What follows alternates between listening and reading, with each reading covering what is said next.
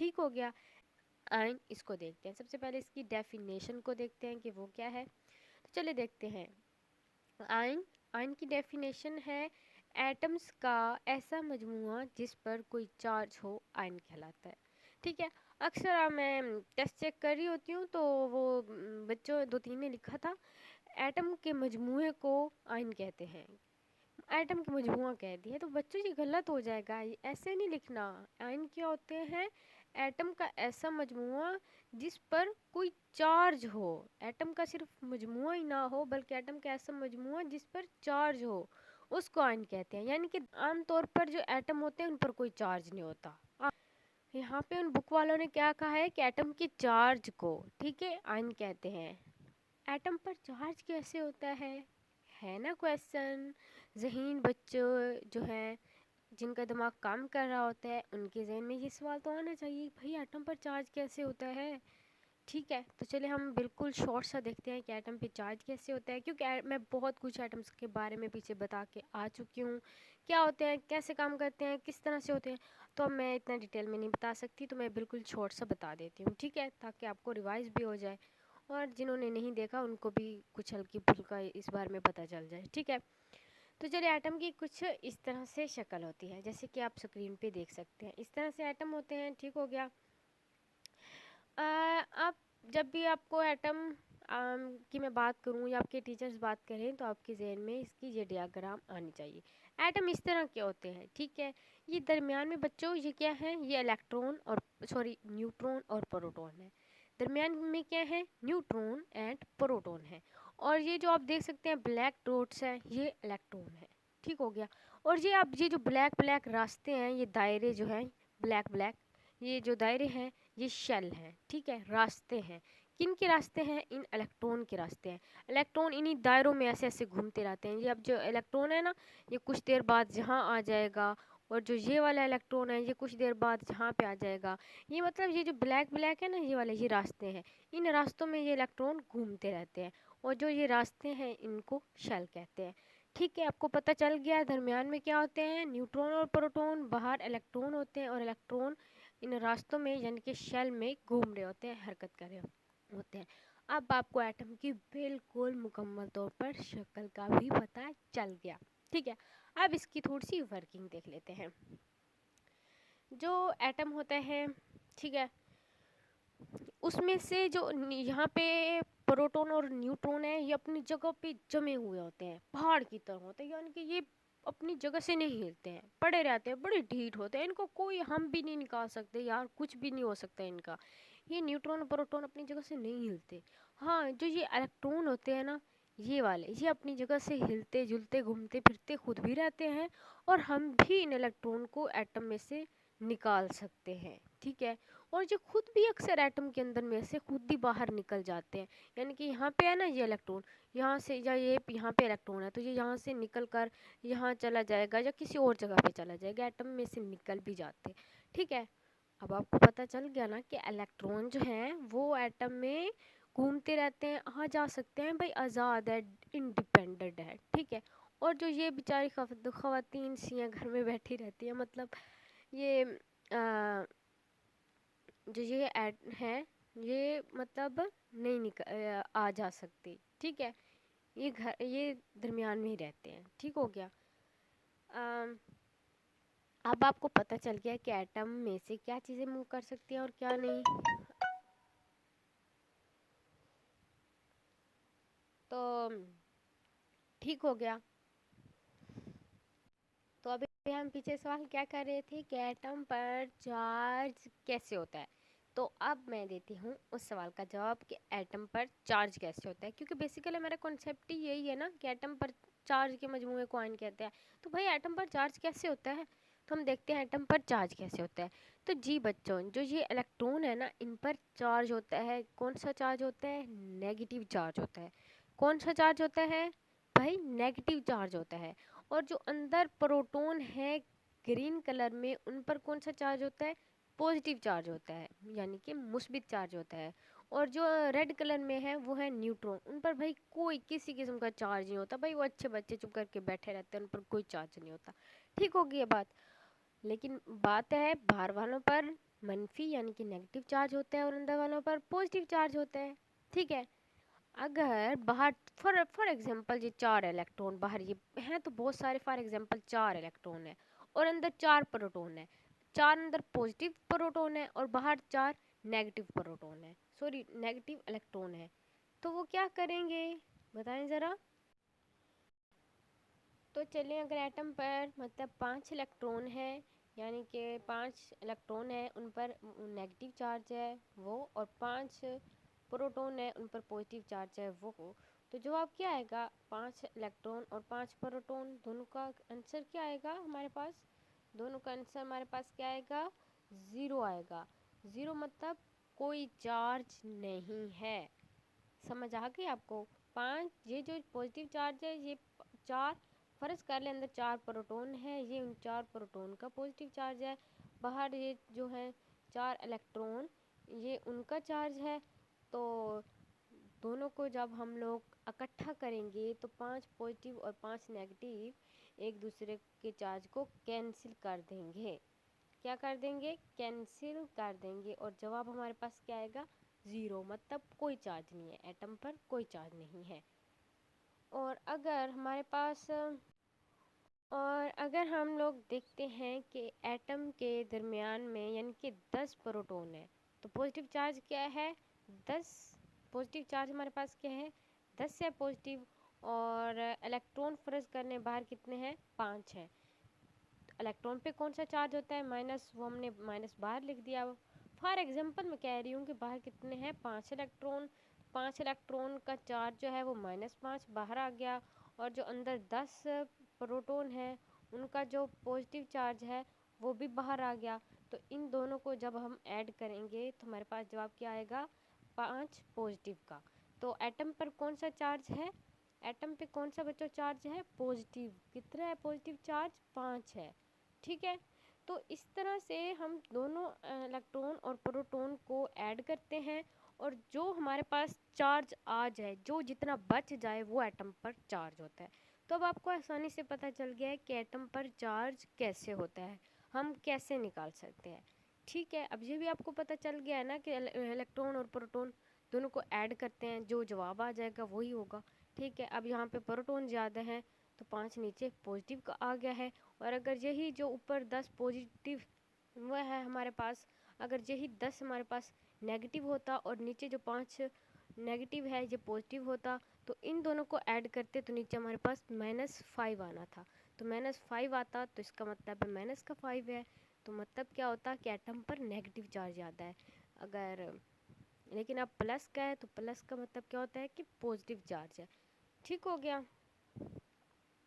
तो चलिए, अब हम एटम की आगे मज़ीद जो कुछ अक़साम है वो पढ़ लेते हैं। तो एटम की 2 अक़साम होती हैं, एक होता है कटाइन, दूसरा होता है एनाइन। ठीक हो गया। कटाइन किसे कहते हैं? कटाइन किसे कहते हैं और एनाइन किसे कहते हैं? ठीक है, कीटाइन बेसिकली किसे कहते हैं? एटम का ऐसा मजमुआ जिस पर पॉजिटिव चार्ज हो उसे कीटाइन कहते हैं।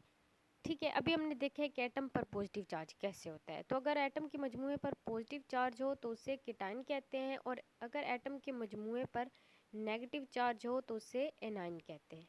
ठीक है, बिल्कुल सिंपल। 2 चीज़ें हमने और देख ली। तो अब क्या सवाल पैदा होते हैं? अब ये सवाल पैदा होते हैं, क्या हम कीटाइन को, हमारे पास जो कीटाइन है उसको एनाइन बना सकते हैं, या फिर एनाइन को कीटाइन बना सकते हैं? तो इसका जवाब है हाँ, कि हम कीटाइन से एनाइन भी बना सकते हैं और एनाइन से कीटाइन भी बना सकते हैं। कैसे बना सकते हैं? So simple. कीटाइन का मतलब क्या होता है कि एटम में क्या है?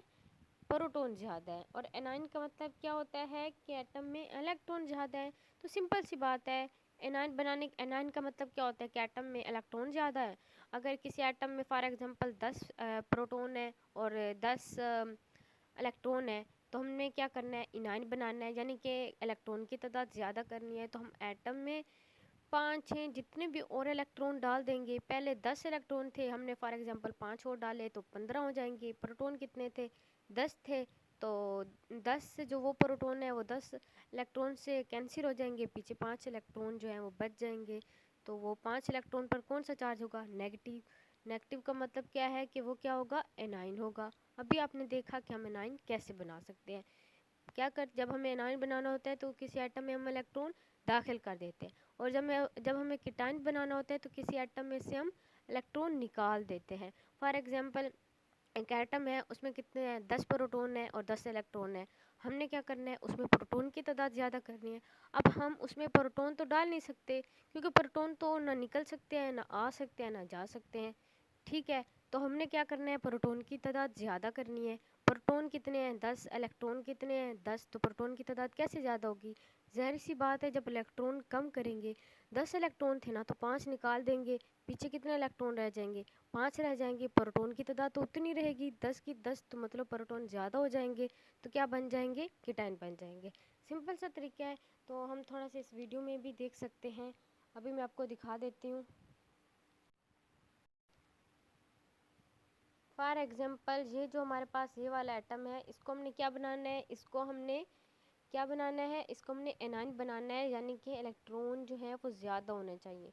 तो हम क्या करेंगे, एक और एटम से इलेक्ट्रॉन ले लेंगे, जैसा कि अभी आप लोग देख सकते हैं।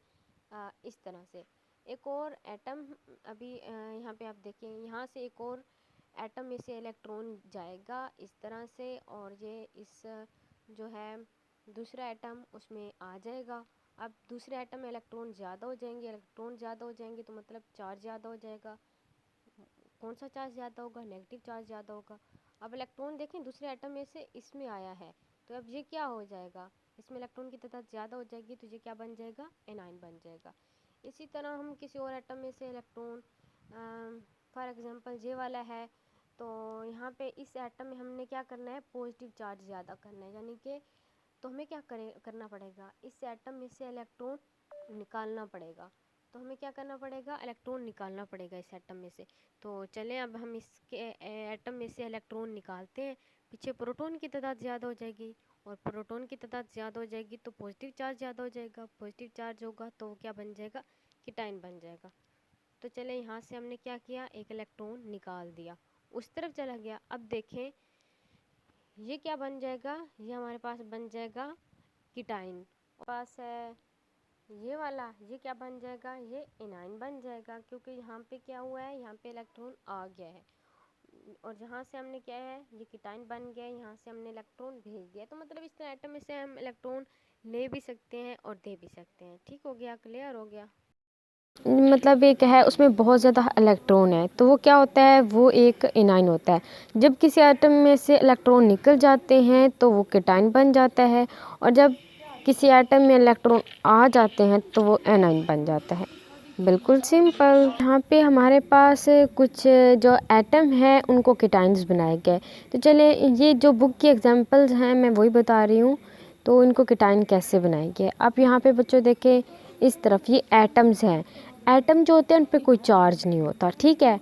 जिन पे चार्ज होता है वो क्या होते हैं, उनको हम क्या कहते हैं, बेसिकली होते तो वो एटम हैं लेकिन उनका नाम चेंज हो जाता है। मतलब उनको हम क्या कहते हैं, एनाइंस कहते हैं या फिर केटाइंस कहते हैं। हमारे पास इस तरफ एटम्स हैं, क्या है, ये एटम है हाइड्रोजन का, और इसको केटाइंस कैसे बनाया गया है, इसमें से क्या किए हैं, ये एक इलेक्ट्रॉन निकाल दिया गया है। तो बाकी जो एटम रह गए हैं, जब इलेक्ट्रॉन चले गए हैं तो बाकी कौन से रह गए, प्रोटॉन। प्रोटॉन पर पॉजिटिव चार्ज होता है तो H क्या हो जाएगा, पॉजिटिव, ठीक है। सोडियम का एटम है, इसमें से भी एक इलेक्ट्रॉन जो है वो निकाल दिया गया है, एक इलेक्ट्रॉन, तो पीछे जो रह गया है पॉजिटिव, वो क्या हमारे पास एक केटाइन है। ये जो इस तरफ प्लस हाइड्रोजन है, प्लस ये जो Na है, जो हमारे पास सोडियम है, नीचे Ca जो है ऊपर प्लस लिखा हुआ है, ये कैल्शियम है। तो इस तरफ जो हमारे पास बन रहे हैं ये क्या है, ये हमारे पास कीटाइंस हैं, ठीक है। और ये इनमें से इलेक्ट्रॉन खारिज हुए हैं, ठीक है। तो किसी भी एटम में से जब हम इलेक्ट्रॉन खारिज करते हैं तो वो क्या बन जाते हैं, कीटाइंस बन जाते हैं। जब भी आपने लिखना हो कि हमने कीटाइंस बनाने हैं तो आपने क्या करना है, इस तरफ वो इलेक्ट्रॉन्स की तादाद बतानी है कि कितने हमने इलेक्ट्रॉन निकालने हैं। आप एक इलेक्ट्रॉन निकालें, दो निकालें, तीन निकालें, जितने भी निकालें, तो इलेक्ट्रॉन के निकलने से क्या बनता है, कीटाइंस बनते हैं, ठीक हो गया। और उसके बाद नीचे जो एग्जाम्पल बुक में दी हुई हैं कि हम इनाइंस कैसे बनाते हैं। अब चलिए, अब हम देखते हैं इनाइंस कैसे बनते हैं। तो ये हमारे पास इस तरफ ये क्या है, ये एटम्स हैं। अब इस एनायंस कैसे बनते हैं, ठीक है। जब हम किसी ये हमारे पास Cl जो A है O है, ये क्या है, ये एटम्स हैं। क्या है, एटम्स हैं। ये हमारे पास क्या है इस तरफ, ये Cl जो है ये क्लोरीन का एटम है और नीचे O ऑक्सीजन का एटम है। और इसमें क्या हुआ है, इलेक्ट्रॉन प्लस हो रहे हैं, ऐड हो रहे हैं। तो इनके ऐड होने से अब इलेक्ट्रॉन ऐड होने से क्या बने हैं, क्लोरीन बना है, इनाइन बना है। कीटाइन में क्या होता है, हम इलेक्ट्रॉन निकालते हैं तो कीटाइन बन जाता है। और इनाइन में क्या होते हैं, इलेक्ट्रॉन ऐड होते हैं। इलेक्ट्रॉन में क्या होते हैं, इलेक्ट्रॉन ऐड होते हैं और इनाइन बन जाते हैं, ठीक है। ये हमारे पास एटम है, इसमें हमने इलेक्ट्रॉन ऐड किया तो वो क्या बन गया, क्लोरीन का जो है एनाइन बन गया। अब ऑक्सीजन है, ऑक्सीजन में 2 इलेक्ट्रॉन हमने ऐड किए तो क्या बन जाएगा, ऑक्सीजन के एनाइन बन जाएगा। बच्चों आपने इतनी सी बात याद रखनी है, जब किसी चीज़ में से इलेक्ट्रॉन निकलते हैं तो उस पर पॉजिटिव चार्ज आ जाता है, और जब किसी चीज़ में इलेक्ट्रॉन आते हैं तो उस पर नेगेटिव चार्ज आ जाता है। अब इसमें क्या है, इलेक्ट्रॉन आए हैं तो इलेक्ट्रॉन आने की वजह से क्या चार्ज होता है, नेगेटिव, और इस पर नेगेटिव चार्ज होता है। और नेगेटिव चार्ज जब हो तो उसे क्या कहते हैं, इनाइन कहते हैं। तो आपने देख लिया कि कीटाइन कैसे बनते हैं और इनाइन कैसे बनते हैं। यहाँ पे एटम और आयन में क्या डिफरेंस होता है, ये आगे ये भी है बुक में, तो ये आप खुद भी कर सकते हैं, अपने ज़हन से खुद बताएं कि क्या डिफरेंस हो सकता है। चलिए कुछ मैं भी बता देती हूँ। ये किसी एलिमेंट का सबसे छोटा पार्टिकल है, ये किसी आयोनिक कंपाउंड का सबसे छोटा पार्टिकल है या फिर यूनिट है। आप यूनिट भी कह सकते हैं, पार्टिकल भी कह सकते हैं। और यहाँ पे बात क्या है, ये किसी एलिमेंट है। एक एलिमेंट के अंदर एटम पर चार्ज होना ज़रूरी नहीं है, एटम इकट्ठे होते हैं तो वो क्या होता है, वो एक एलिमेंट बन जाता है। लेकिन कंपाउंड के अंदर ये लाजमी बात होती है कि कंपाउंड आयन से ही बनते हैं। क्या होते हैं, आयन से बनते हैं। एटम पर या तो पॉजिटिव चार्ज होगा या तो नेगेटिव चार्ज होगा, तब ही वो कंपाउंड बनेगा, वरना वो कंपाउंड नहीं बनेगा। अगर उन पर चार्ज ना हो तो वो क्या बन जाएगा, वो एलिमेंट बन जाएगा। तो ये एटम क्या होता है, किसी एलिमेंट का सबसे छोटा पार्टिकल होता है, और आयन किसी आयोनिक कंपाउंड का सबसे छोटा यूनिट होता है। उसके बाद है एटम आज़ादाना वजूद बरकरार रखता भी है और बाज़ सूरतों में नहीं रखता। तो हम ये पार्टिकल केमिकल रिएक्शन में हिस्सा ले सकता है, ठीक है। एटम आज़ादाना वजूद बरकरार रख सकते हैं, ठीक है। और लेकिन जो हमारे पास आयन होता है, यह आज़ादाना वजूद बरकरार नहीं रख सकता, क्योंकि आयन पे या तो पॉजिटिव चार्ज होगा या तो नेगेटिव चार्ज होगा। अगर पॉजिटिव चार्ज होगा तो नेगेटिव चार्ज वाला कोई और एटम उसे अपनी तरफ खींच लेगा, और अगर नेगेटिव चार्ज होगा तो पॉजिटिव चार्ज वाला एटम वो खींच लेगा उसे, कोई ना कोई खींच के उसे अपना यार दोस्त बना लेगा, ठीक है। उसके बाद है एटम पर मजबूरी तौर पर कोई चार्ज नहीं होता। यार ये तो हम पढ़ते आए हैं कितनी देर से बच्चों के, एटम पर कोई चार्ज नहीं होता, कोई चार्ज नहीं होता, कोई चार्ज नहीं होता, ये न्यूट्रल होते हैं। लेकिन आयन पर क्या होता है, चार्ज होता है पॉजिटिव या नेगेटिव।